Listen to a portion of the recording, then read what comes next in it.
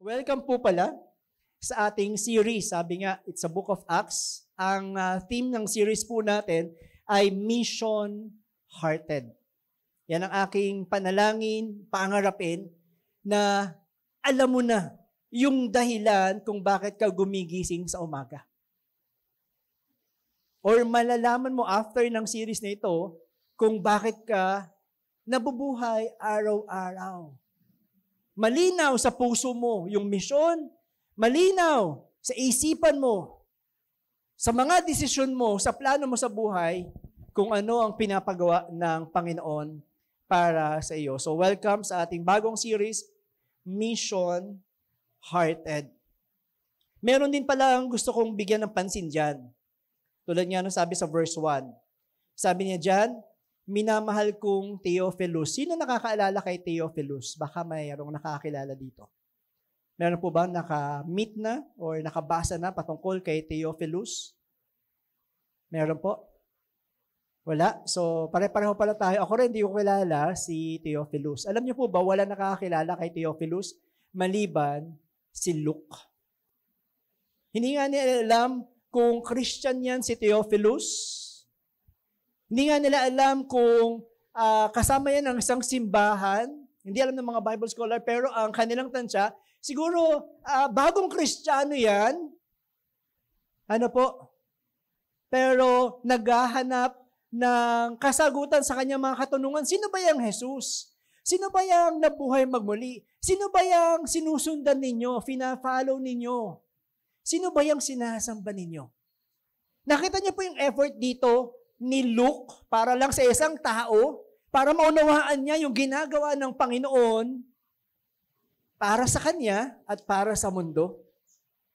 Nagbigay ng matinding effort si Dr. Luke para lang kay Theophilus, para makilala niya ang Panginoon. So isang napakahalagang katangian ng tagasunod ni Kristo. May mga tao na nangangailangan ng effort, nangangailangan ng pagmamahal, paalala. Actually, hindi na nga matinding effort, papaalalahanan mo lang, sasama naman siya. Kaya lang, okay na kasi sa atin yung ganito eh. Basta nandito tayo, sila nandun, okay na yun. Pero hindi yun ang kwento na ginagawa ng Panginoon. Na okay na tayo dito, sila okay na sila doon. Hanggang gano'n na lang ba?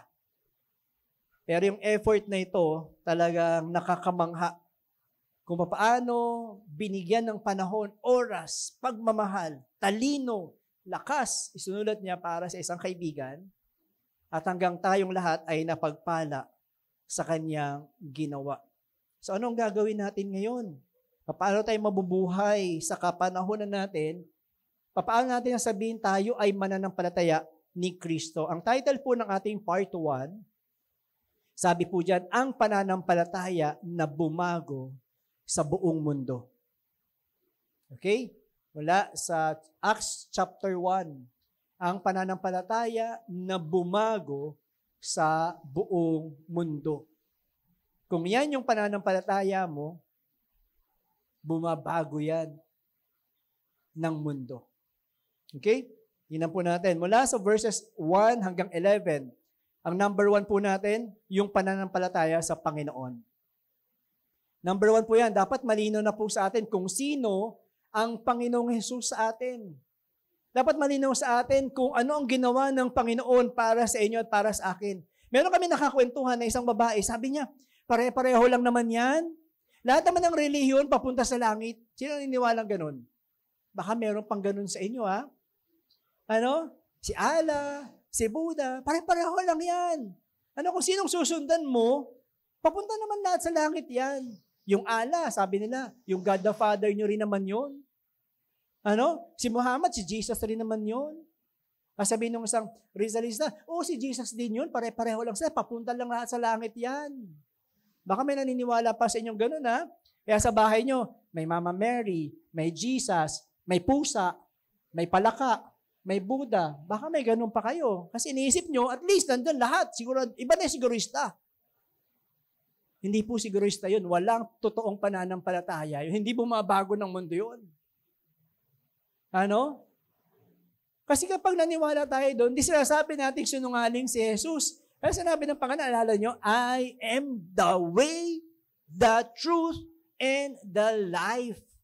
No one comes to the Father except through Jesus. Kaya kung sasabihin nila, pare-pareho lang yan, kahit sino naman sinasamba mo. Una, kakwentuhan namin, Christian sila. Masaya kami, ganyan-ganyan, Christian. Pero at the middle of our conversation, sabi niya, pare-pareho lang yan. Yun ang nakakalungkot. Hindi sinungaling ang Panginoon. Hindi niya sinabi na I am one of the ways. Hindi niya sinabi yun. I am the way. Nag-iisang daan patungo sa Ama. Okay pa po ba tayo dyan? Kaya sabi sa number 1, kung gusto magkaroon ng pananampalataya, bumabago ng mundo, malinaw sa iyo kung sino ang Panginoon. Ipaglalaban mo yan hanggang sa huli. Yun si Lucas. Kaya niyang pangatawanan, ito ang Panginoon. Ikwinento ko na sa iyo sa unang libro ko, anong ginawa ng Panginoong Jesus at ano pa yung gagawin niya para sa iyo. Malinaw kay Lucas yun. Hindi nalilito si Lucas. Tuloy natin yung verse 1 or verse 2. Sabi ni John, hanggang sa araw dinala siya sa langit, matapos siyang mamatay at mabuhay muli. Nalala niyo yung mga apostol nung namatay ang Panginoong Jesus, pinagharian ng takot, right? Patay na ang aming leader, ano nang gagawin namin? Siya yung tinitingnan namin magiging hari ng Israel, hari ng mga Hudyo. Diba, nakita niyo pa yung placard sa cross? Hari ng mga Hudyo, paano na? Kaya nagsitakbuhan sila sa takot. Nagsitago sila, di ba? Naalala yung ginawa pa ni Peter dahil sa takot. Pinaghaharian sila ng takot nang mamatay ang kanilang Jesus. Kaya sabi diyan, makailang beses siyang nagpakita sa kanyang mga apostol sa iba't ibang paraan para patunayan sa kanila na muli siyang nabuhay. Ang Panginoong Jesus ninyo ay muling nabuhay para patunayan. Kasi ito yung mga apostol na takot, bumalik sa kanilang dating buhay, yung mga nangingisa na lang ulit. Kasi wala na, patay na eh. Pero nung nabuhay magmuli ang Panginoon, sabi diyan, iba't ibang paraan para patunayan na siya ay nabuhay magmuli. May magsasabi sa inyo na, nag-hallucinate lang ang mga taong yan. Pero sabihin ng mga doktor na hindi pwede mag-hallucinate ng sabay-sabay, ng pare-pareho, ang 120 people. Hindi sila pwede mag-hallucinate for 40 days. Kaya 40 days, kaya iba't ibang paraan, sabi niya sa verse 3, sa loob ng 40 araw, nagpakita siya sa kanila at nagturo tungkol sa paghahari ng Diyos. 40 days na nagpakita.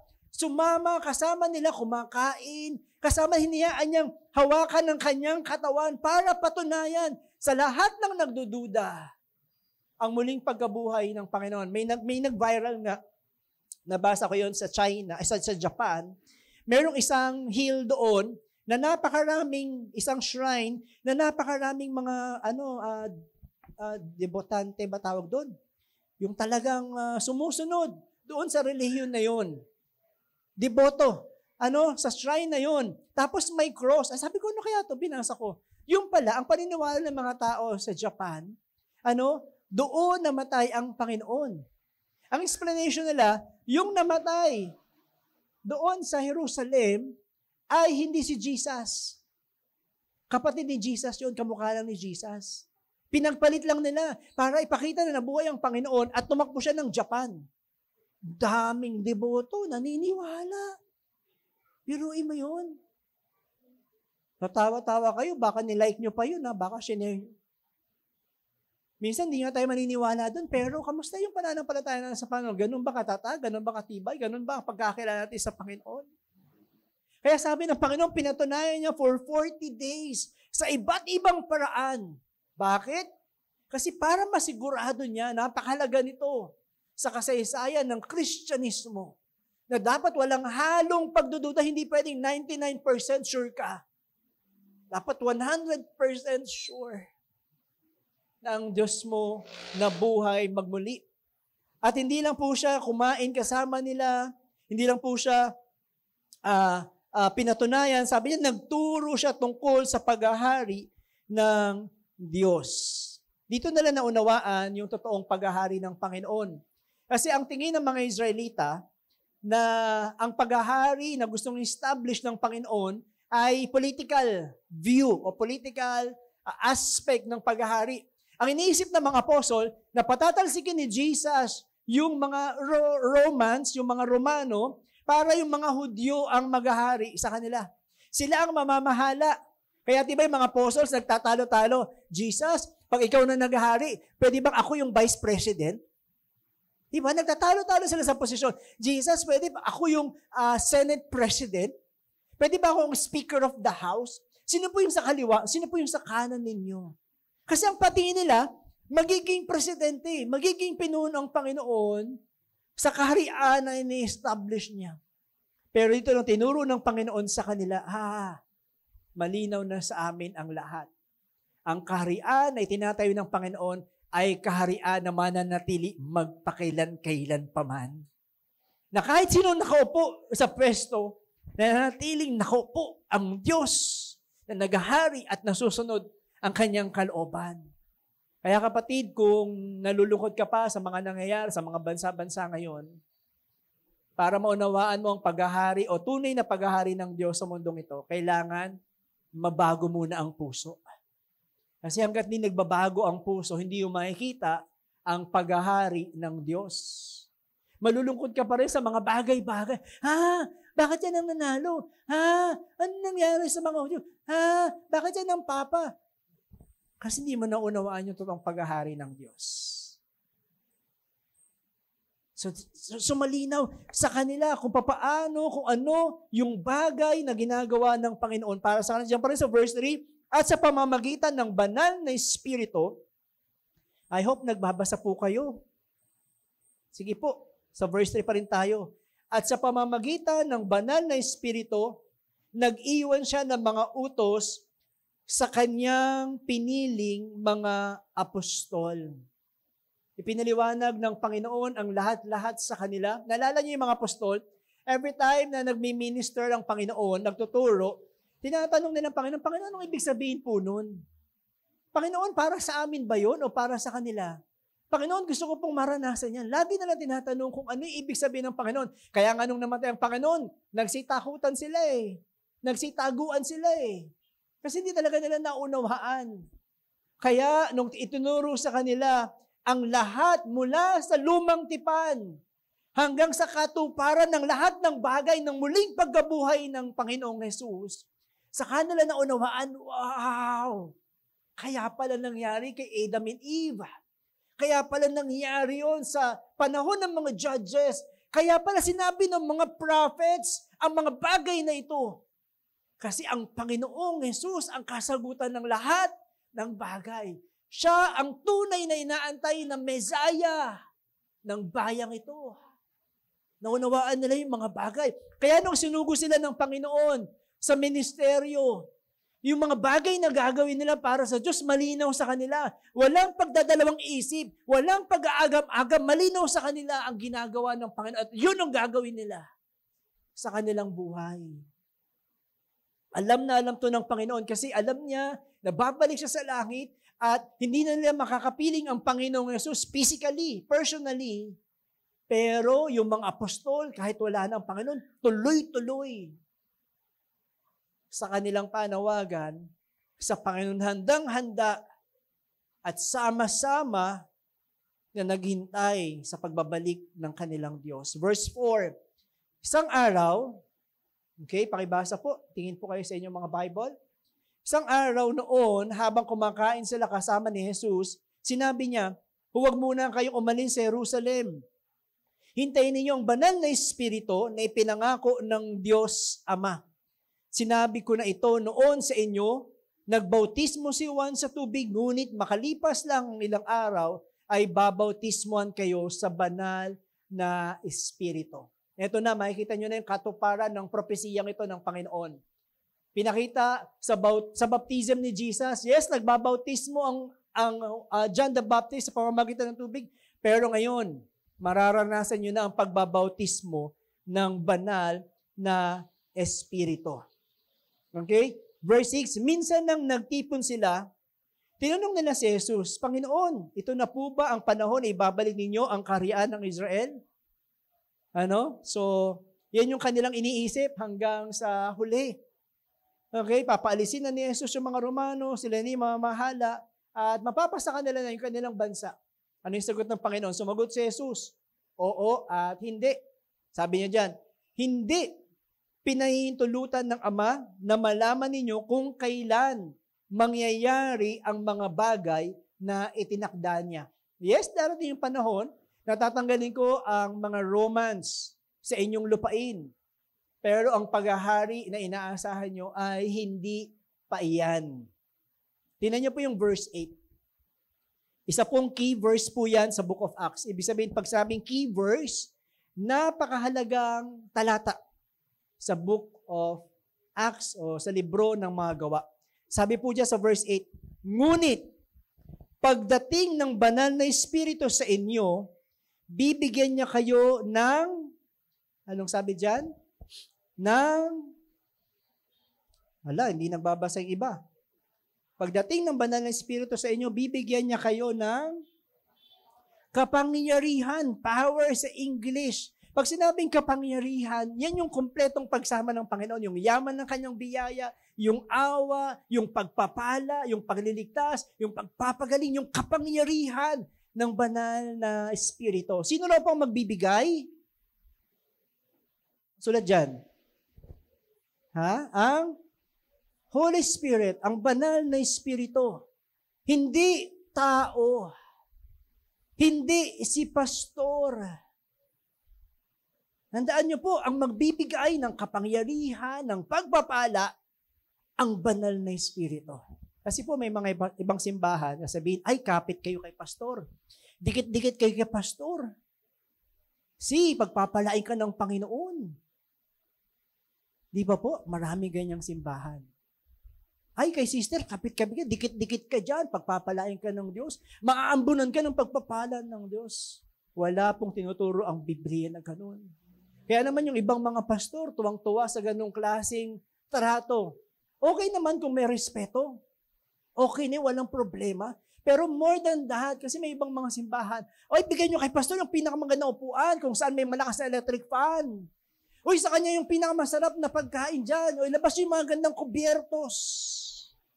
Dapat hindi napapawisan si pastor. Bitbitin niyo yung, meron pa nga akong kilalang simbahan sa Bagong Silang noon. Kapag gusto mong maging worker, leader sa church, mag-i-stay ka muna sa bahay ni pastor, ikaw ang tagalaba, ikaw ang tagalinis, ikaw ang tagahugas ng sasakyan niya, ikaw ang lahat ng gagawa kung gusto maging worker. Swerte, sarap no? Tapos bibigyan ng bahay. Bibigyan ng kotse. Parang gusto ko yun Kasi bakit? Si pastor yan Wala pong ganun sa Biblia. Kaya may mga pastor, lalong ginagamit yung kanilang kapangyarihan para nakawan ang simbahan. Marami po ritong taong mapagbigay. Maraming tao dito nagbibigay ng love gift, hindi man sa amin, sa ibang tao. Naunawaan ko, kaya nyo ginagawa yan. Kasi hindi dahil sa anumang pagpapala.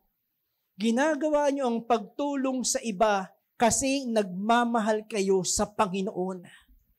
Amen po ba? Malinaw po ba sa atin yon? Na hindi ginagawa ng Lord kasi pagpapalain ako. Magbibigay ako kay pastor kasi may blessing yan. Hindi po. Malinaw tayong tumutulong sa iba kasi ginagawa mo yan para sa Panginoon. Kaya kahit anong mangyari, alam mo na ginawa mo yan sa Diyos. Hindi ka tutulong kasi, tutulungan ko to kasi marunong to tumanaw ng utang na loob. Habang buhay ka nang may utang na loob sa akin. May mga ganong tao. Tutulong pero habang buhay maniningil ng utang na loob. Sakit nun. Pero yung mga totoong Kristiyano, Tutulong yan kasi nagmamahal lang yan sa Panginoon. At alam niya, ginagawa niya yun para sa Panginoon. At kapag nakita ng Diyos yun ang masarap kapag ang Diyos ang gumante ng tulong mo. Pero kung hindi, sabi nga nung kanta kanina, ganda nung kanta. Right? Ginawa niya na yung lahat ng bagay para sa Panginoon. Sabi niya, kung kapayapaan ay parang isang dumaragas ang river, dumaragas ang ilog. Ito ba yung kapayapaan? Yung sabi niya, yung sorrow, parang napakalakas na mga alon sa karagatan. At kung ito na yung lot ko sa buhay, ito na yung kapalaran ko sa buhay, anong sabi niya? It is well with my soul. Bakit? Nabubuhay kasi siya para sa Panginoon eh. Hindi ka maniningil kasi para sa Panginoon. Kaya napakaganda ng paalala sa atin ni Lucas. Pagdating ng banal na Espiritu, sa kanya magmumula ang kapangyarihan. Ituloy po natin, at ipapahayag ninyo ang mga bagay tungkol sa akin. Bakit may kapangyarihan? Bakit may pagpapala? Bakit mo mararanasang maabot yung mga pangarapin, yung mga pinapanalangin mo sa buhay? Panginoon, salamat, sinasagot mo, Panginoon. Salamat, Panginoon, sinasamahan niyo po kami, pinapalakas niyo po kami, pinagpapala niyo po kami. Lord, nararanasan namin yung mga bagay na ito. Bakit?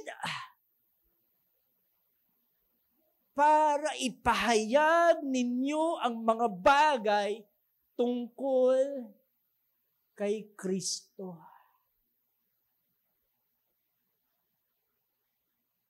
Kaya kung tatanungin natin, Lord, after mong pumunta sa langit, anong gagawin ko? Verse 8 pa lang tayo. Yung kapangyarihan at pagsama, yung pagpapala, kalakasan, kagalingan, anumang bagay, meron tayo. Ipapahayag ninyo ang mga bagay tungkol sa akin mula sa Jerusalem, Judea, Samaria, hanggang sa buong mundo. Alam ko na, unawaan nyo na ito. May map ata tayo dyan. Next slide po, Ate Ella. Yan po ang bansang Israel. Yung nasa gitna, yung lugar ng Jerusalem, yung may tuldok. Sabi ng Panginoon, mula sa Jerusalem, kung nasaan kayo, ipapahayag ninyo ang pagmamahal. Ipapahayag ninyo ang kadakilaan, kabutihan, ang mga bagay patungkol kay Kristo. Ngayon, nasaan kayo? Magsisimula sa Jerusalem, sa tahanan, sa bahay, sa asawa, sa anak, sa magulang. Ay, Panginoon, di mo na ako pupunta ng Judea kasi yung asawa ko nga ayaw pa, tagal-tagal na. Yung nanay ko, yung tatay ko, yung anak ko, Panginoon. Hindi po. Ano yung Judea ninyo? Pwede pong simultaneous yan. Pag dumunta ka na sa mga estudyante, you can have your Judeans sa school. Yung mga kaklase mo, yung mga kaibigan mo, yung best friend mo. Bakit ka humingi ng karunungan sa Panginoon? Bakit binibigyan ka ng Panginoon ng karunungan para sa eskwelahan? Kasi para may pahayag mo yung mga bagay tungkol sa Kanya. Sabi ng kaklase mo, ang galing mo naman, taas naman ang grade mo. Alam mo, mabuti lang ang Panginoon kasi ganito yan. Pwede bang ganon? Kasi Judea mo yun Sa mga nagtatrabaho, ang galing mo naman magtrabaho. Paano mo nagagawa mo? Hindi ka nalilate. Ikaw pa yung pinakamalayo. Ikaw pa yung pinakamarami nagagawa. Ikaw pa yung pinaka-honest. Paano mo nagagawa yan? Ay, hindi ko rin talaga kaya. Dahil lang sa Panginoon. Alam mo, ganito kasi yan. Paano natin may papahayag ang Panginoon hanggang Samaria? Maaaring hindi pa naman tayo makakaikot sa buong Luzon o sa buong Pilipinas, pero sa community mo, doon sa tindahan na binibilhan mo lagi, sa kapitbahay, maaaring marinig nila kapag ikaw ay nagpahayag ng mga bagay tungkol kay Kristo. Paano naman yung buong mundo? Paano ay magagawa yon? Kung ikaw ay nagbibigay sa mission offering, nagagawa mo na yan, kapatid.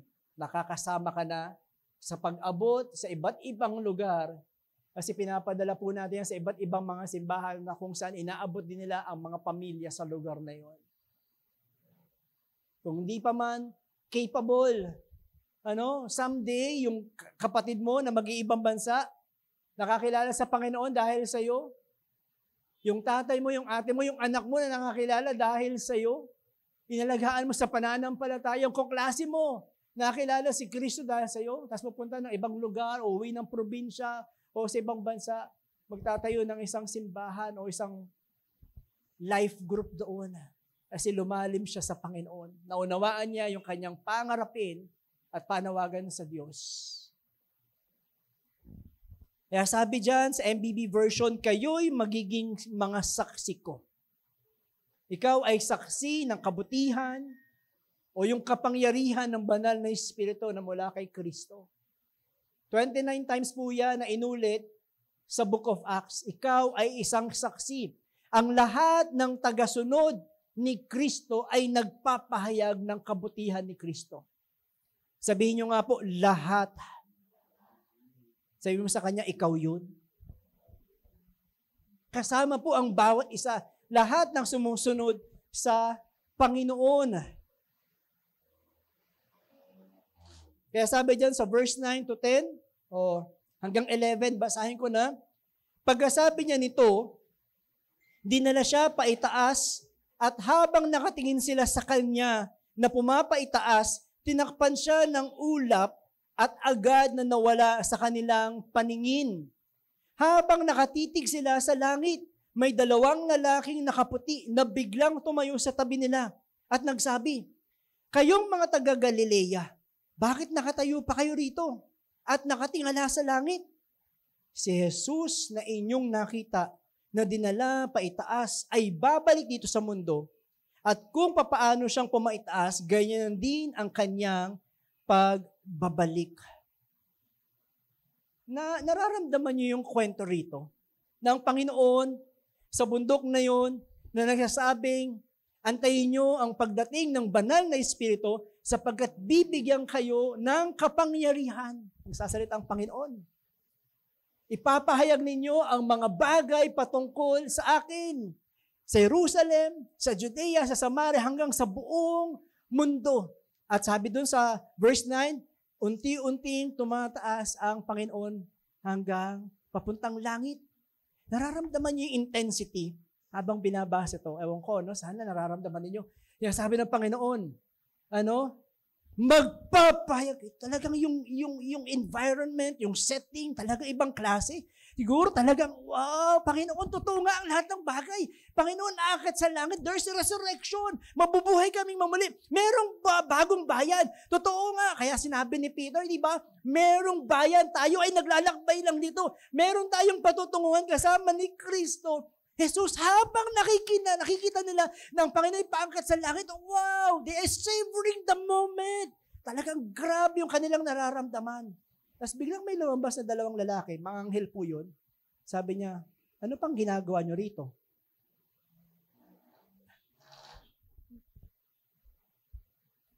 Sino ba kayo? Ito na yung pinakamalaga. Ito na yung gusto namin mangyari. Ito na yung gusto namin makita. Ito na yung kasagutan ng lahat. Tapos sabi ng dalawang anghel, ano pang ginagawa nyo rito mga taga-Galilea? Diruin nyo po yun. Nakita nyo yung ibang klase yung pakiramdam ko, nabasa ko kasi yun eh. Ano pang ginagawa mo? Kaya naalala ko yung sabi ni Martha, ni Mary, nag-aaway sila. Si Martha naglilinis, nagluluto. Sabi niya, Panginoon, ay utusan mo ngayon si Mary. Ako rito, nagluluto, nag-aasikaso para sa inyo. Siya, nakapulang siya dyan. Sabi ng Panginoon sa kanya, hayaan mo si Maria. Pinili niya yung pinakamainam na gawin. At ngayon, Naranasan ng mga apostol, nakasama nila ang Panginoong Jesus for 3 years ng kanyang ministry, nakita ng buhay ng Panginoon. At ngayon, yung climax ng story, chapter 1 pa lang, climax, nakita nila, umakit ang Panginoon. Tapos sabi nung dalawang anghel, ano pang ginagawa niyo? Ito na yung panahon ng Martha. Gawin niyo na yung pagkakataon habang kayo'y nabubuhay. Gawin niyo na yung misyon, gawin niyo na yung pangarapin, gawin niyo na yung kalooban ng Diyos. Na kung gaano ang buhay na ipagkakatiwala sa iyo ng Panginoon, kung paano mo gagamitin yan para sa Kanya. Nakukuha niyo po. Huwag mo nang sayangin. Sabi ng anghel, ano pang ginagawa niyo? Sabi mo nga sa katabi mo, ano bang ginagawa mo? Okay na ba tayong ganito? Okay na ba tayo? Ganito na lang? Nakuha niyo po. Huwag mo nang sayangin yung pagkakataon. Huwag mo nang sayangin ang bawat araw. Gawin niyo na yung pinapagawa ng Panginoon sa inyo.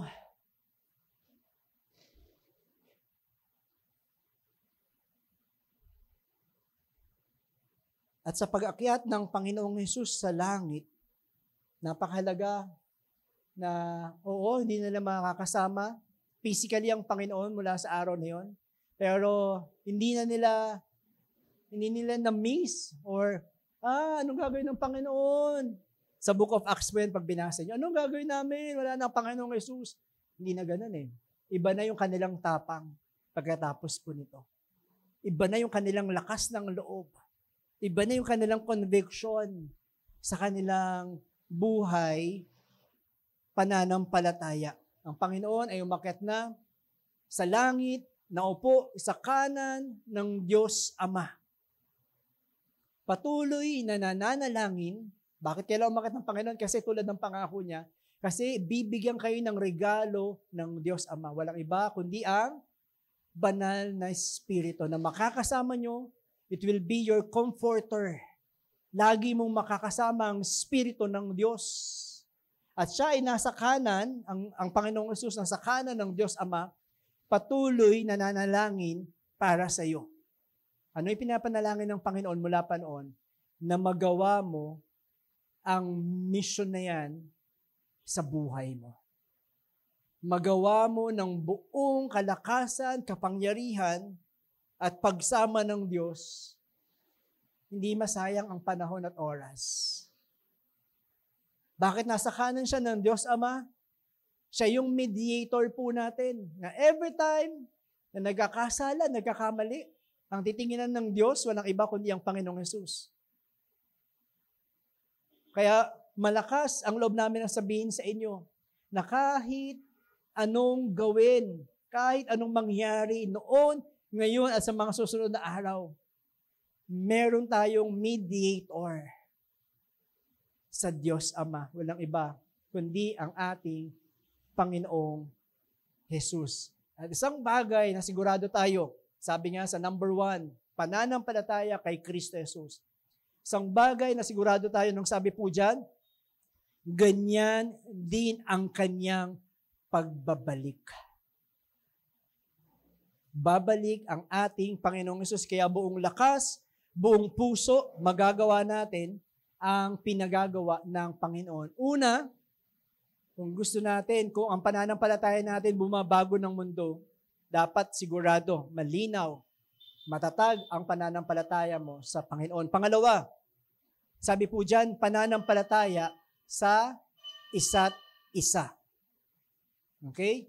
Pananampalataya sa isa't isa mula sa verse 12 hanggang verse 14.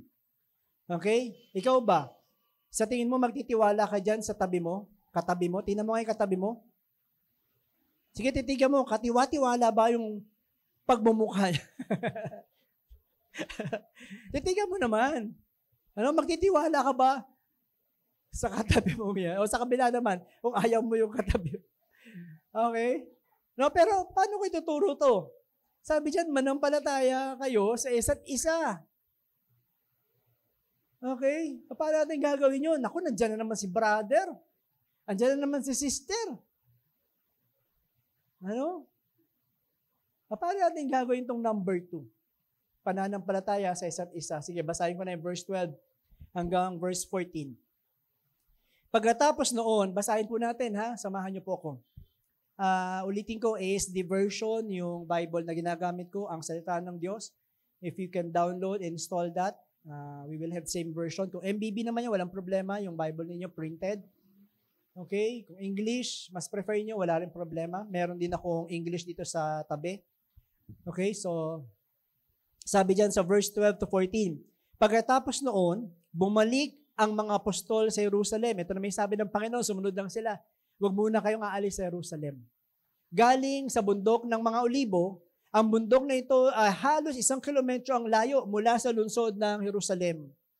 Pagdating nila sa Jerusalem, dumiretso sila sa kwarto na nasa itaas ng bahay na tinutuluyan nila. Ito rin po yung lugar na nangyari yung huling hapunan. Kasama pa nila ang Panginoon. Bago mamatay ang Panginoon, dito sila naghuling hapunan. Nasa itaas sila ng bahay. Parang dito rin pala yung setting natin Nasa itaas ng bahay. Andun sila sina Pedro, si Juan, Santiago, Andres, Felipe, Tomas, Bartolome, Mateo, Santiago na anak ni Alphaeus, so magkaibang Santiago yan. Si Simon na makabayan, ibang Simon din po yan, hindi yan si Peter. Kaya tinawag na makabayan kasi dating guerrilla yan, dating lumalaban yan sa Romano. Gusto niya talaga pabagsakin ng Romano, pero nagbago siyang buhay. Nakita niya yung totoong kaharian ni Kristo. Si Simon na makabayan at si Judas na anak ni Santiago. Okay, hindi po yan si Judas Iscariot. Okay, namatay na po si Judas. Okay, ibang Judas po ito. Yung pangalang Judas or Jude, sikat na sikat po yan sa panahon nila. Marami pong pangalan na Jude. Pero dahil sa ginawa po ni Judas, okay, dahil kumalat ang ginawa niya sa buong Jerusalem, limitado na, no? Parang bihira na tayo makakarinig ng pangalang Judas. Meron ba kayong kilalang Judas? I mean, pangalan. Or Jude sa English. Meron ba? Parang halos. Kayo, may nagpangalan ba ritong Judas na pangalan sa aso? Makakatakot yun, Diba? Aso mo, papangalanan mo ng Judas. Judas, lapit. Pagtalikod mo, baka hindi mo na lang mangyari, diba? Kahit sa aso, ayaw mo yung pangalan. Pero, ang ganda ng pangalan ng Judas. Ang ganda po ng meaning nun, or Jude. Ang ibig sabihin po nun ay praise, papuri. Ganda, no? Kaya, ibang klase kasi ang piniling buhay ni Judas. So, ibang Judas ito, anak ni Santiago. Lagi silang nagtitipon para manalangin. Kasama ang ilang mga babae, pati si Maria na ina ni Jesus at ang mga lalaking kapatid ni Jesus. So, bumalik sila sa Jerusalem tulad ng sinabi ng Panginoon. Okay? So, napakaganda ng unang simbahan na nangyayari, unang prayer meeting na nangyari. May picture po ako dyan. Yan. Sinearch ko lang sa images ng Google. Okay? Kung AI na kayo, baka mas maganda pa. Tinype ko lang naman yung Upper Room Prayer Apostles Jerusalem. So, sa third page ko na nakita yan. Kasi sa unang pahina, hanggang sa mga susunod, hanggang sa napakalayo pa, ibang page o ibang lirawan ang ipinapakalat sa buong mundo. Napakaganda, pinili ko na lang ito na parang ganito. Siguro kalahati lang nito, ganyang upo, nagkasya yung 120 people, nananalangin sila. Sumasamba sa Panginoon. Sari-saring tao. Nandyan yung mga apostle, pinangalanan dyan. Nandun yung mga lalaki at babae. Nandun sila Maria. Right? Nandun yung mga kapatid ni Jesus. So kabahagi, si Maria, yung mga kapatid ng congregation ng Panginoon. Naalala niyo yung mga kapatid ng Panginoon? Naalala niyo ba yung kwento na yun? Nung nagsisimula pa lang ang Panginoon sa kanyang ministeryo, ano sabi ng kanyang mga kapatid? Tingnan mo yung si Jesus na yan, nababaliw na ata. Yun ang sinasabi ng kanyang mga kapatid. Parang baliw na yan. Sasabihin niya, sugo siya ng Diyos. Sasabihin niya, galing siya sa langit. Sasabihin niya, nauna pa siya kay Abraham. Talagang walang tiwala, walang pananampalataya. Talagang ayaw nilang mapabilang sila sa Panginoong Jesus. Pero nung makita nila, tinuro ng Panginoon lahat, yung kasagutan ng lahat ng kanilang, ng sinasabi ng Panginoon, kasama yung kanyang mga kapatid na nananalangin, nagpupuri at sumasamba sa Panginoong Jesus. At nandun si Maria, parte ng congregation. Ang ganda sana nung picture, nung unang prayer meeting. Kaya lang, kapag tinype mo nga naman, ito yung madalas mong makikita. Next slide po. Yan. Parang hindi naman ganyan yung verse 13 and verse 14, right? Anong weird dyan? Anong parang hindi akma sa kwento? Sabi doon, nandun si Pedro, nandun si Juan, Santiago, Andres, Felipe, Tomas, Bartolome, Mateo, Santiago, anak ni Alfeo, Simon, si Judas. Lagi silang nagtitipon para manalangin. Kasama ang ilang mga babae, nandun din si Maria na anak na nanay ni Jesus at nandun ang kanyang mga kapatid. Pero meron pang ang worst, hindi ko lang na-save, na parang yung isang picture na parang si Maria yung pinagmumulan ng banal na Espiritu, tapos meron pang sinag na papunta sa mga apostles. Basahin nyo na paulit-ulit yung verse 13 and verse 14. Napakalayo sa mga picture na yan. Yan ang makikita mo na kumakalat sa buong mundo. Hindi po yan ang sinasabi ng salita ng Diyos. Lahat sila ay isang congregation na nanalangin at isa lang ang sentro ng kanilang pagsamba. Walang iba kundi ang Panginoong Jesus lang. At kahit si Maria kasama po nila.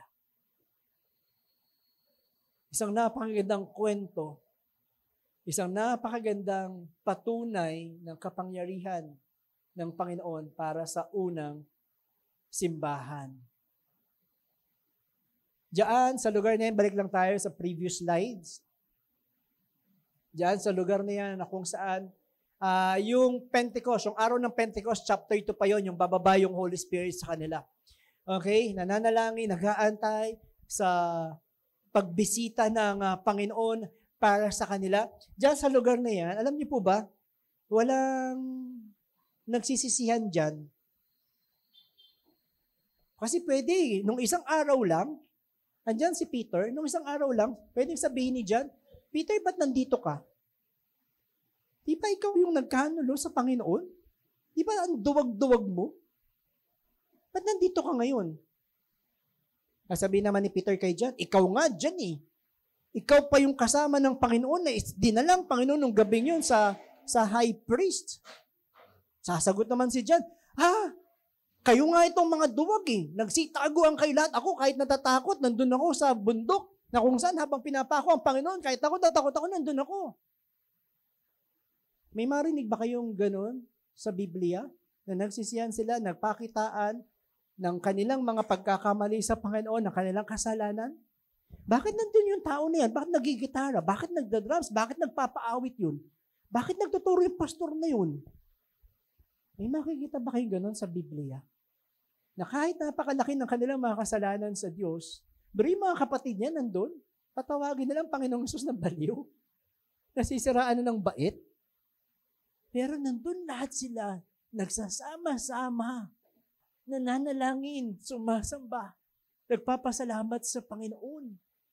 Ilang araw pa lang yun yung nangyari. Wala rin dyan, pwede na masabihin ng mga kapatid ni Jesus, ako ang leader dito. Ako ang kapatid ni Jesus. Half brother nga lang, pero kapatid pa rin ako ng Panginoon. Dapat sa akin kayo makikinig Ako leader dito. May ganun ba? Ng kapatid? O sinabi ni Maria man lang na, ako si Maria. Sa akin kayo mananalangin. Kasi ako ang nanay ni Jesus. May ganun bang sinabi si Maria dyan? Nagpataasan ba sila? Nagpayabangan ba sila? Ako ang magiging leader Kasi ganito ang kaya kong gawin. May ganun? Wala. Wala kang mababasa. Bagkus sa pamamagitan ng kapangyarihan ng banal na Espiritu, pinagsama-sama sila ng Panginoon. Siya yung dakilang pastol. Siya yung ulo ng simbahan. At ito ang kanyang simbahan. Hindi mo maririnig sa Panginoon, bakit ka nandito? Aten-aten ka pa. Bakit ka nandito? Diba kapag wala ka sa church, ganito ka? Hindi yun ang nais ng Panginoon. Binubuo ng Diyos ang kanyang simbahan. Siya ang ulo, siya ang pastol. Siya ang nagligtas sa iyo at sa akin. Sama-sama tayo sa lugar nito magpapasalamat sa kabutihan ng Panginoon sa ating buong buhay. Amen po ba? Tingnan mo nga ulit yung kapatid mo sa Panginoon. Sabi sa number 2, pananampalataya sa isa't isa. Mas masahol pa yung ginawa niyan. Mas grabe ba siya sa ginawa ni Peter? Mas grabe pa ba siya sa ginawa ng mga kapatid ni Jesus?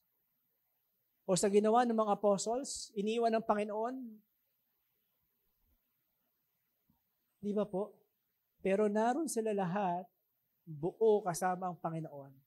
Tapos tayo, baka naman ganito lang ang ginawa. Ay naku, andyan na naman yan.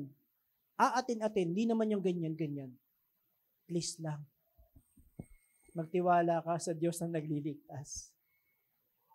Manampalataya ka sa Panginoon na tumawag, pumili, at patuloy na nag-alay ng buhay niya para sa katabi mo. Sabi diyan sa number 2, pananampalataya sa isa't isa.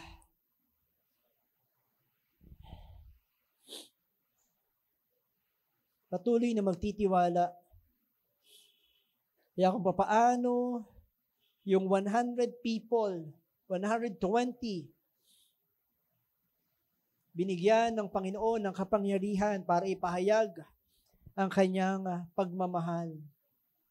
Nagsama-sama sa isang panawagan sa isang misyon.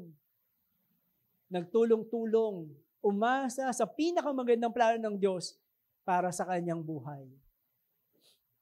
Nanalangin kami sa isang pinakamagandang pangarapin ng misyon ng Diyos para kay Kuya Cesar, para kay Nicole, para kay Jim, para kay Andre, para sa bawat isa. Hindi tayo yung, attend ka pa. Nakita ko sa Facebook mo, ganito ka. Huwag po, umasa ka sa Panginoon, ipanalangin mo ang bawat isa. Ipanalangin mo ang patuloy na pagliligtas ng Diyos ang maranasan po nila. Kaya sila nagsama-sama, nanalangin, nagpupuri sa Panginoon kasi darating na yung araw, yung pinakamahirap na panahon sa kanilang kasaysayan. Yung persecution. Actually, ilang araw lang pagkatapos ng mga sitwasyon na yan sa Book of Acts, namatay na po si James or pinatay na si James dahil sa kanyang pananampalataya. At iisa-isay na po sila dahil sa kanilang pananampalataya. Tapos tayo dito, tayo pa yung magkakagatan. Alam mo yun, si ganyan, please lang po. Tigilan na po natin yan. Tulungan natin ang bawat isa na patuloy na makasunod sa pangarapin ng Diyos para sa Kanya. Hindi na ito yung panahon na titingnan pa natin, sino ba yung marami ginagawa dito? Sino ba yung dakila? Sino ba yung magaling? Sino ba yung hindi matutuloy kapag wala ko? Lahat po ng tao rito mahalaga sa Panginoon. Mahalaga po kayo sa Panginoon. Ulitin ko po, napakahalaga po ninyo sa Panginoon. Sama-sama po natin gagawin ang misyon ng Panginoon para sa ating kapanahunan. Sige po, number 3. Una, mananampalataya sa Panginoon, pananampalataya sa isa't isa, at pananampalataya sa panalangin. Sino rito ang nagbibigay ng pagpapahalaga sa panalangin? Makikita po natin yan at tinuturo ni Dr. Luke o ni Lucas sa atin ang kalagahan ng panalangin. Kung mananalangin ka lang dahil nandito ka sa simbahan, you are missing so much. Kung mananalangin ka lang na kapag kailangan mo ang Diyos, sayang kapatid. Sayang. Mahalaga ba sa iyo ang panalangin bilang isang Kristiyano? O aasa na lang tayo sa galing, sa lakas, sa kakayanan? O magtitiwala tayo sa Panginoon? Basahin ko na hanggang, so kinuha ko na yung verse 15. Tapos magja-jump tayo sa verse 24, 25, 26. Okay? Sabi sa verse 15, ng mga araw na iyon, nagtipon ang mga 120 mananampalataya. Tumayo si Peter at nagsalita. So yung mga susunod na verse ay salita na ni Peter. Bakit si Peter? Kasi siya yung tumatayong tagapanguna. Alam naman nila na si Peter ang pinili ng Panginoon para maging tagapanguna sa kanila. Mababasa mo yan sa Gospel, sa Acts, na every time na sasabihin yung 12 apostles, lagi una-una si Peter. Kapag may gagawin ng Panginoon, laging kasama si Peter. So, nung tumayo na si Peter, alam nila na nangunguna na. No, ginagamit niya na yung panawagan niya mula sa Panginoon. Tumayo si Peter at nagsalita. Sabi sa verse 24, talon lang po muna ako. At bago sila pumili, ano sabi dyan? 24. At bago sila pumili, nanalangin sila. Isang napakalagang desisyon na kailangan nilang gawin. Ang una nilang ginawa, nanalangin sila. Panginoon, ikaw ang nakakaalam ng puso ng lahat ng tao. Kaya ipaalam nyo sa amin kung sino sa dalawang ito ang pipiliin nyo. 25, na maging apostol bilang kapalit ni Judas, sapagkat tinalikuran ni Judas ang kanyang gawain bilang isang apostol at pumunta siya sa lugar na nararapat sa kanya. Pagkatapos nilang manalangin, nagpalabunutan sila at ang nabunot nila ay si Matias. Kaya si Matias ang idinagdag sa 11 apostol. Yes, kitang-kita natin mula sa mga verses nito, yung pagpapahalaga nila, isang napakahalagang desisyon. Anong ginawa? Nanalangin sila. Mula sa kasaysayan ng simbahan. Sabi ko nga sa inyo, ito na yung acts, mga gawa, yung mga unang apostol, mga unang pastor, yung mga unang simbahan, punong-puno ito ng panalangin. Kahit ang simbahan ito, sinimulan sa panalangin at nagpapatuloy dahil merong mga nananalangin. Sabihin mo sa katabi mo, salamat, pinapanalangin mo ako. Hindi mo masabi, no? Merong nananalangin. Napakahalaga ng panalangin.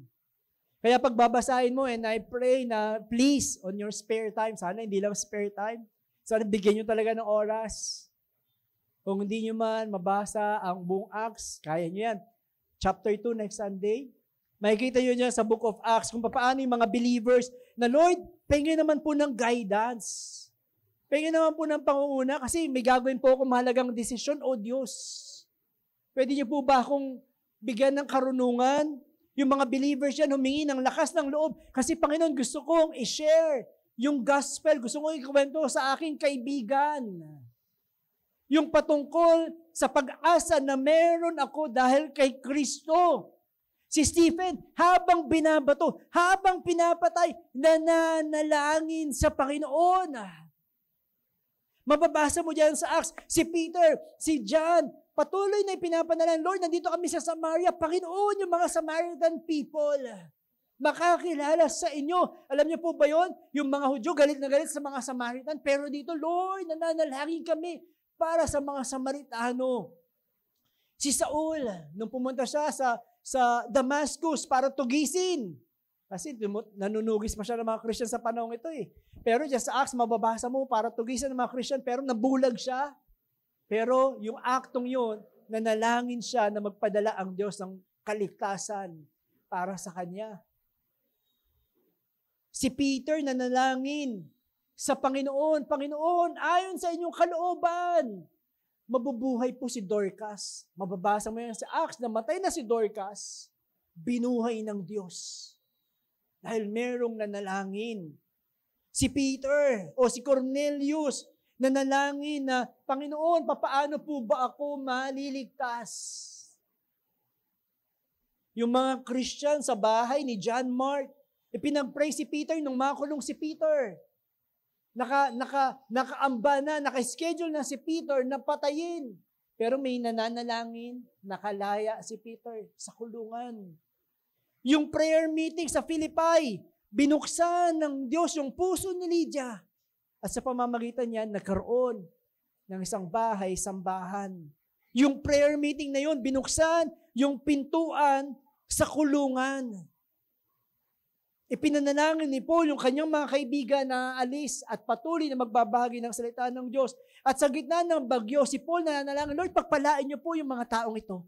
Pagkatapos ng bagyo, nanalangin pa rin si Paul, Lord, pagalingin niyo po ang may sakit na ito. Napakaraming himala ang nangyayari. Ipapamalas ng Panginoon ang kanyang kapangyarihan kapag ikaw ay nananalangin. Sabihin mo nga ulit sa katabi mo, manalangin ka na kasi. Kapag ang anak ng Diyos ay nananalangin, sinasagot ng Diyos at ipinapakita niya ang kapangyarihan. Alam niyo sa panahon ngayon, bakit ang dami nang nauso na yung overthinking?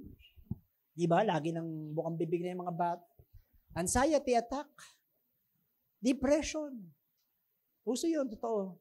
Alam niyo kung bakit? Hindi na nananalangin. Diba? Sa totoo lang. Kaya ang dami mong problema. Bakit? Hindi ka na nananalangin. Totoo naman. Sige nga, patunayan nyo nga sa akin na mas maraming nananalangin na Christian ngayon. Magpakita nga kayo sa prayer meeting. Sali nga kayo pag nag-intercession yung mga worship team dito, sali kayo manalangin sa kanila. Iparamdam nyo mga sa Panginoon na araw-araw nakakausapin nyo siya, pahahalagahan nyo siya, pasasalamatan nyo siya. Na kaya nyo magpuri sa Panginoon anuman ang sitwasyon ng buhay, anuman ang kaharapin ninyo sa buhay. Naranasan nyo na yun. Namatay yung mga anak. Sabi niya, it is well with my soul. O mawalan na kayo ng isang kusing, di ka na makakaulit sa lakautang na loob. Bumagsak lang tayo, Lord, ano ka ba? Kala ko ba nagbibigay? Nagkaroon ng problema. Lord, depression na to, Panginoon. Asan na ba yung gamot? Di ko na naman gagawin ko sa buhay. Sabihin mo sa kanya, manalangin ka na kasi. Gusto niyo yung pananampalatayang bumabago ng mundo? Nananampalataya sa kahalagahan ng panalangin. Nagpapahalaga sa Diyos. Actually, hindi na nga niya sinusulat sa schedule niya. Ito yung oras ko ng panalangin. Hindi. Kasi dahil napakahalaga sa kanya ng panalangin, sa bawat aspeto ng kanyang buhay, kausap niya ang Panginoon. Nagpupuri siya sa Panginoon. Sa kasama niya ang Panginoon. Kaya sabi diyan, yung pananampalataya na meron ka, bumabago yan ng mundo. Sabi po ni John Bunyan, yung author po ng Pilgrim's Progress, napakaganda po ng libro yan. Kung may libro kayo, free po yan sa internet, pwede niyo po i-download. Or sa mga bata, mayroon niyang video. Mapapanood niyo yan, yung video niyan, ang ganda ng palabas na Pilgrim's Progress. Sabi ni John Bunyan, prayer is a shield to the soul. Sanggala. Proteksyon para sa kaluluwa. Meron ba nananalangin dito para sa kanyang asawa? May nananalangin ba rito para sa kanyang anak? May nananalangin ba rito lagi para sa kanyang mga magulang? Mga magulang, tingin po kayo sa akin. Lagi niyo pong ipanalangin ang inyong mga anak. Lagi po natin ipanalangin ang ating mga anak. Kung pwede, lagi, araw-araw. Kung hindi pwede, araw-araw, mayat maya, ipanalangin niyo po ang inyong mga anak. Bakit? Kasi 24/7, hindi tumitigil ang kaaway para sila'y atakihin, para sila'y sirain, para sila'y taniman ng mga maling prinsipyo ng mundong ito. Kaya kung hindi ka mananalangin para sa iyong anak, Tuwing araw lang ng linggo, mananalangin ka. Kung hindi ka mananalangin para sa iyong asawa, kung hindi ka mananalangin para sa ibang tao, sisirain niya ng kaaway. Kaya sabi ni John Bunyan, shield yan para sa kaluluwa. Nabibigay mo ang lahat. Pastor John, nabibigay ko naman ang lahat sa kanya, ginawa ko naman ang lahat. Ewan ko, bakit nagkaganyan pa yung anak ko? Araw-araw mo bang pinag-pray? Araw-araw bang inunod niya sa Diyos? Ano ba yung pamana na gusto mong iwan sa kanya? Talino? Kayamanan? Pera? Marangyang buhay? Maganda? Ipanalangin mo yun araw-araw. Lumaki ang anak ko, napaka-rebelde niyan. Ewan ko, mga desisyon sa buhay. Ganyan-ganyan kasi yan. Pinanalangin mo ba yan? Isisihin mo pa.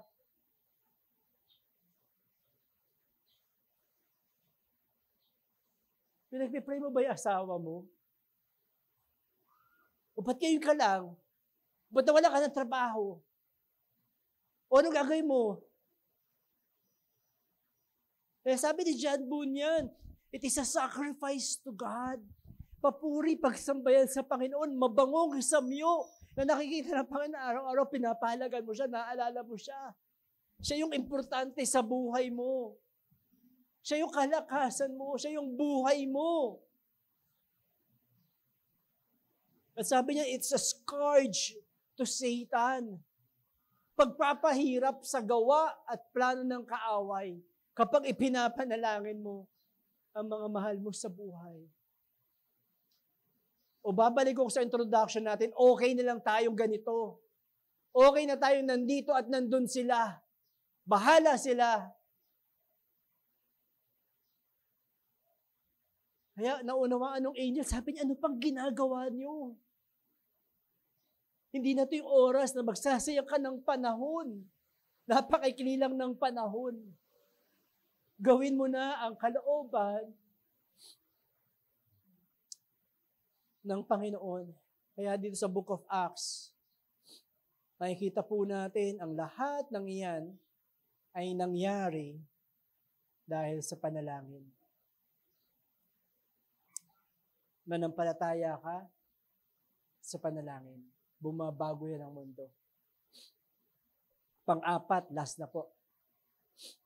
Pananampalataya sa kalooban ng Diyos. Sa nais ng Panginoon. Verse 16, 17, 18, 19. Yung tinalunan natin kanina, basahin ko na hanggang 23. Okay? Sabi dyan, buksan niyo po, makipagbukas po kayo, magbasa po kayo kasabay ko. Verse 16, mga kapatid, kinakailangang matupad ang sinabi ng kasulatan na ipinahayag ng banal na Espiritu noong una sa pamamagitan ni David. Ito ay tungkol kay Judas o kay Judas na nanguna sa mga dumakip kay Jesus. Dati, kasama namin siya bilang apostol at may bahagi siya sa aming gawain. Pero bumili si Judas ng lupa mula sa perang isinuhol sa kanya sa pagtatraidor niya kay Jesus at doon ay pasubsob siyang nahulog. Pumutok ang tiyan niya at lumabas ang kanyang bituka. Nalaman ito ng lahat ng tao sa Jerusalem. Kaya tinawag nila ang lugar na iyon na Akeldama, na ang ibig sabihin ay bukid ng dugo. Sinabi pa ni Pedro, nasusulat sa mga salmo, pabayaan na lang ang kanyang tirahan at dapat walang tumira roon. At nasusulat din, ibibigay na lang sa iba ang kanyang tungkulin. 21. Kaya kinakailangan nating pumili ng tao na ipapalit kay Judas, nakasama nating magpapatotoo sa muling pagkabuhay ni Jesus. Dapat isa siya sa mga kasama natin na naglilingkod sa Panginoong Jesus noong nandito pa siya sa mundo, mula noong nagbabautismo si Juan hanggang sa panahon na dinala si Jesus sa langit. Kaya dalawang lalaki ang kanilang pinagpilian, si Matias at si Jose, na tinatawag na Barsabas o Justos. At yung pagpili, napili nga si Matias. Okay? Sa kanilang pag-aaral ng salita ng Panginoon, sa panalangin, napakalaga nito para sa kanila. Yes, hindi lang po sila nag-pray para kung sino ang papalit kay Judas. Talagang tinignan nila, pinag-isipan nila, pinag-aralan ng salita ng Panginoon. Ano ba yung criteria? Ano ba yung standard ng Panginoon sa pagiging apostol? Mababasa mo yan. Doon sa verse 21 hanggang sa verse 22. Ito yung criteria, ito yung standard ng Panginoon para maging apostol. Ngayon, meron na lang tao. Pwede talaga silang dalawa. Actually, kung pwede nga ng 13 Pwede nga silang dalawa na lang, hati na lang sila sa position ng number 12 Pero kailangan nating malaman ng kalooban ng Panginoon. So nananalangin sila. At nagpalabunutan at ang nabunot nga nila ay si Matias. At nalaman nila ang kalooban ng Panginoon. Makikita po natin dito na bakit, may tanong kasi ang iba, bakit hindi inantay ni Peter na dumating muna ang Holy Spirit? Kasi chapter 2 yung Day of Pentecost yung bababa yung banal na Espiritu, yung meron silang parang apoy na dila sa ulo. Bakit nagdidesisyon kaagad siya? Bakit parang nangungunahan siya sa gusto ng Panginoon? Ito na ba talaga yung pinapagawa ng Panginoon para sa kanya? Alam niyo po, nung tumayo si Peter, naniwala, nakinig yung congregation, yung 120 people sa upper room na yon. Sabi niya, ito na yung panahon, manalangin tayo ng pipili. Bakit nga? Wala pa nga yung Holy Spirit. Naniniwala ba kayo na wala pa talaga silang Holy Spirit? Ito yung paniniwala rin ng ibang mga relihiyon, na kapag tinanggap mo ang Panginoon, aantayin mo pa na dumating ang Holy Spirit. Meron pang isang araw na darating ang Holy Spirit sa iyo. Kasi yan nga Diba? Chapter 2 pa lang, dumating yung Holy Spirit Alam niyo po ba, yung mga disciple dito, nasa kanila na ang banal na Espiritu. Wala pa yung chapter 2. Kasama pa nila ang Panginoon. Nasa kanila na ang banal na Espiritu. Meron pang ibang relihiyon sasabihin, yung Old Testament, panahon niya ng God the Father. Siguro ikikwento ko ito ng ibang panahon. Yung New Testament, panahon niya ng God the Son. Yung Acts at sa mga susunod panahon niya ng Holy Spirit, hindi po. Mula sa simula, hanggang ngayon, hanggang sa, pangkalawak, forever. Panahon ng banal na Espiritu, Diyos Ama at Diyos Anak. Nandun ang banal na Espiritu, Diyos Ama at Diyos Anak. At sa magpasawalang hanggan, magkasama ang Diyos Ama, Diyos Anak at Diyos Espiritu Santo. Tingnan niyo po yung John chapter 20, verse 21 to 22. Just to prove a point. Isang verse lang po ito. Okay, maraming verses pero gusto ko lang ipakita sa inyo ito. Kasama pa nila ang Panginoon. Muling sinabi ni Jesus sa kanila, dito na po sa screen, stay lang po kayo sa Acts chapter 1, nasa screen po yan. Muling sinabi ni Jesus sa kanila, sumayin niyo ang kapayapaan kung papaanong sinugo ako ng Ama, kayo ay sinusugo ko rin. Pagkasabi niya nito, hiningahan niya sila at sinabi, tanggapin niyo ang banal na Espiritu. Book of John po yan. Kasama pa nila ang Panginoong Jesus. Nasa kanila na ang banal na Espiritu. That's what we strongly believe. Na kapag tinanggap mo ang Panginoon, hindi naman maghiwalay ang Holy Spirit at ang Panginoong Jesus. Magkasama po yan. At meron pa naaalala niyo yung isang kanta, sikat na sikat po yun, yung Create in me a clean heart, O God, and renew a right spirit in me. Okay? Cast me not away from thy presence, O Lord, and take not thy Holy Spirit from me. Kanta po ni David yan sa Psalms. Huwag mong kunin ang banal na Espiritu sa akin. Okay lang po yun. Kinanta ni David. That's Old Testament. Okay? Na pwedeng tanggalin ng Diyos ang banal na Espiritu sa isang tao. Pero ngayon, dahil sa ginawang kabayaran, kasagutan, kompletong fulfillment ng propesiya ng Panginoong Hesus nang siya'y mabuhay magmuli. Sabihin ko po sa inyo, kahit kailan, hindi na mawawala ang banal na Espiritu sa inyong mga puso. Sa mga nananampalataya, sa mga nagtitiwala, sa ibinigay ang kanilang buhay sa Panginoon, may dalawang bagay. Indwelling of the Holy Spirit and filling of the Holy Spirit. Yung indwelling, Yun po yung pagsama ng banal na Espiritu sa inyo. Hindi na aalis yan kahit kailan. Hindi po nagkakamali ang Diyos sa mga pinili niya, sa mga iniligtas niya. Okay? Yung infilling of the Holy Spirit, yan yung hinihingi mo araw-araw. Panginoon, puspusin po ninyo ako ng banal na Espiritu. Lord, nag-aaral ako ng mabuti. Lord, bigyan niyo po ako ng karunungan na nagmumula sa banal na Espiritu. Lord, samahan niyo po ako. Lord, may interview. Lord, meron akong business. Lord, i-dedicate po ito sa inyo. Lord, samahan niyo po ako araw-araw. Ang protection niyo, Panginoon, ang kailangan ko. Lord, Panginoon, ang kagalingan na nagmumula sa inyo. That's the infilling of the Holy Spirit na kakailanganin mo araw-araw. Kaya ka nananalangin. But the indwelling of the Holy Spirit, nandyan po yan. Kahit nagkasala ka, umiiyak lang yan, nag-grieve lang yan, pero hindi ka niya iiwan. Patuloy niyang ipapaalala sa iyong pagmamahal ng Panginoon. Patuloy ka niyang gagabayan, pabalik sa Diyos, sapagkat ang Panginoong Hesus nasa kanan ng Diyos Ama, na patuloy kang ipinapanalangin. Kaya nakakabalik, lumalapit, nagsusuko, nagbabago ng buhay, nauunawa ng kalooban ng Panginoon. Hanggang sa ikaw ay maging kawangis ni Kristo Jesus. Hindi po titigil yan. Lahat ng sinimulan ng Panginoon sa iyo, tatapusin niyan. Ganon katapat ang Diyos na yung pinaglilingkuran. Kaya sabi nila, kailangan gawin natin ito. Yes, chapter 2 pa yung Day of Pentecost. That's the infilling of the Holy Spirit. Sinamahan sila ng banal na Espiritu. Yung kapangyarihan ng banal na Espiritu, ano nangyari? Nakapagsalita sila ng iba't ibang wika. Kaya yung mga travelers doon from different nation, from different cities, naunawaan yung message, naunawaan yung gospel. Yun na yung sinabi sa verse 8, sasamahan ka ng banal na Espiritu at ipapahayag mo ang kabutihan ng Diyos para sa iba. That's the infilling. Pagsama, kapangyarihan ng Panginoon. Bakit? Para patuloy na papurihan ang Panginoon sa kanilang buhay at sa ating buhay. Kaya nung tumayo dyan si Peter, nasa kanya ang banal na Espiritu, kaya nung sinasabi niya, sinabi sa Psalms, sinabi ni David, alam niya, naunawaan na niya yung kahalagahan ng Old Testament. Lalo niyang na-appreciate.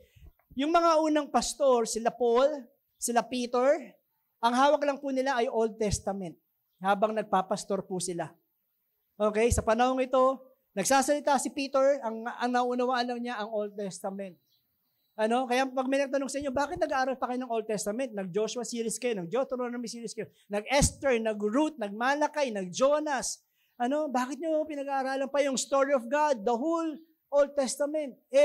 New Testament pa lang, finulfill na ng Panginoon ng lahat, dapat New Testament na lang? Hindi po. Ano yung sabi ng Panginoon po sa atin mula kay Timothy? Ano po yung sabi? Lahat ng salita ng Panginoon ay kinasihan ng Diyos. Lahat. Kaya hindi mo sabihin, New Testament lang tayo. Hindi po. Ano pa yung sabi ng Panginoon? Hindi lang sa tinapay nabubuhay ang tao, kundi sa bawat salita na namumutawi sa bibig ng Diyos.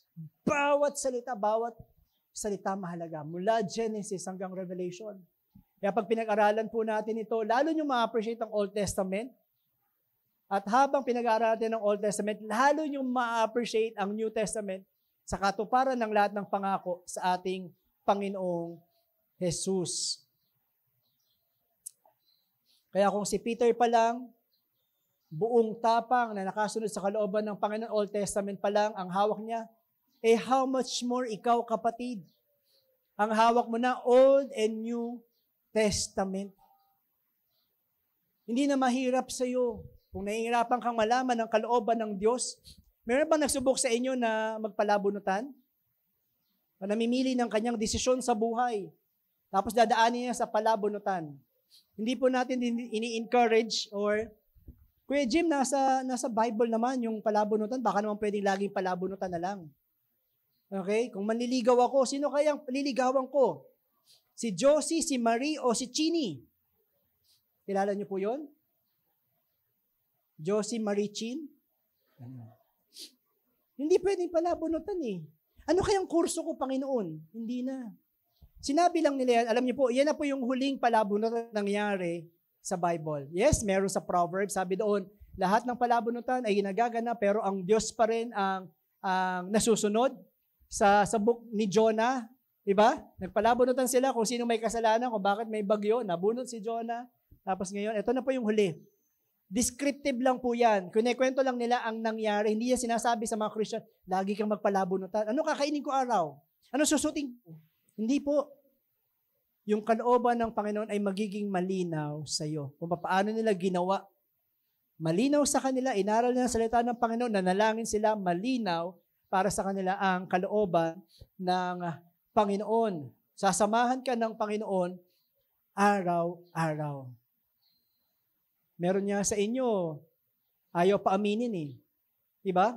Pumitas ka nga ng flower, He loves me. He loves me not. He loves me. He loves me not. He loves me. Palabunutan din naman yun ah. Huwag na po kayo maniwala dun. Yung nagmamahal sa inyo, yung nagmamahal kay Kristo.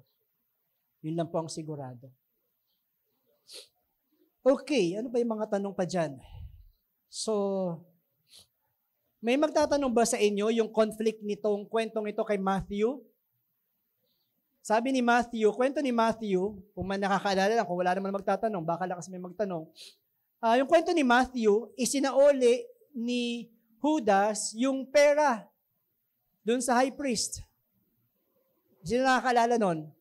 Pero bakit parang conflict dito? Sabi naman ni Peter, ibinili ni Judas ng lupa. O, sino nagsasabi ng totoo? Sino yung nagsisinungaling? Gusto niyo po bang malaman o antok na kayo? May kape po dyan sa likod. Okay, so wala po nagsisinungaling, pareho naman sila nagsasabi ng tama. Hindi po ito conflict. Ang kwento ni Matthew ay tama. Sinoli po yung pera. Pagkatapos si Sole, tumakbo si Judas sa lupang yon, isang mataas na lupa, nagpatiwakal, at nung mamatay na, bumigay rin yung sanga, nahulog. Tama rin sinabi ni Peter na pagkabagsak sa lupa, pumutok ang tiyan at kumalat ang dugo doon sa lupang yon. Ngayon, paano binili yung lupa ni Judas? Sa mga Hudyo po kasi, kapag kumalat ang dugo sa isang lupain, hindi na banal yan, hindi na sacred yan. Lalo na kapag isang dugo ng isang traidor. Kaya yung nagmamayari ng lupa, sabi niya, bilhin nyo na yan. Kahit sementeryo, hindi na pwede sa lupa ko. Kahit gawing sementeryo, hindi na pwede. Ganun kahalaga sa kanila ang pagdanak ng dugo, lalo na kapag sa isang traidor. Kaya, syempre, may pera namang natira si Judas, binili na lang po yung lupa na yon. Kahit hindi siya yung mismong bumili dahil mula sa pera niya na kinupit, ibinaya doon sa lupang. Kaya wala naman pong conflict. Gusto ko lang linawin ang bagay na yon. Ngayon, sabi sa number 4, manampalataya sa kalooban ng Panginoon. Mahirap ba alamin ang kalooban ng Diyos? Mahirap ba? Siguro, kapag hindi tayo nagbabasa ng salita ng Diyos, medyo mahirap. Pero kung nakikinig naman kayong mabuti, tinatandaan nyo yung mga prinsipyo. Alam nyo, ang totoong mahirap, kasi i-reveal ng Panginoon yung kanyang kalooban eh. Sigurado po yan. Kapag nanalangin kayo, kapag binasa mo ang salita ng Panginoon, ipapakita niya sa inyo ang kanyang kalooban. At laging pinagsisigawan na natin dito ang kalooban ng Panginoon. Lagi natin itinuturo ang gusto ng Panginoon mangyari sa buhay ng bawat isa. Anong gagawin natin after nito? Anong gagawin natin sa ating natitirang buhay? Pero ang pinakamahirap sa number 4 na yan, number 3 ba yan? Number 4 na yan, di ba? 4 na yan, okay. So, hindi natin edit. Number 4 na yan, ang pinakamahirap ay sumunod sa kalooban ng Panginoon. Yun naman talaga eh. Ang ganda sana ng kalooban ng Diyos, bumabago ng mundo. Pero tayo, alam na nating mali. Alam na nating hindi para sa atin. Alam na nating kailangan tayong magpasakop sa kalooban ng Diyos. Alam na nating hindi tama, pinaglalaban pa rin natin, ang kulit natin eh. ginagawa pa rin natin. Alam na natin, ayaw ng Diyos eh. Alam na natin yung mga bagay-bagay. 12 years na tayo dito. Pero bakit patuloy pa rin nating ipinaglalaban yung mga bagay na alam mo namang hindi gusto ng Diyos? Willing ka ba talagang sumunod sa gusto niya? O masusunod pa rin yung gusto mo? Yung mga bagay na magpapasaya sa iyo. Yung mga bagay na sa tingin mo ang tama, pero taliwas sa kalooban ng Panginoon. Merong pananampalataya na bumabago ng mundo. Yung pananampalataya na nakaangkla lang sa ating Panginoong Hesus. Yung pananampalataya na nakikita niya yung kaharian ng Diyos. Yung nagliligtas ang Panginoon, yung nagbabago ang Panginoon, na merong magandang plano ang Diyos sa bawat buhay ng bawat Kristiyano.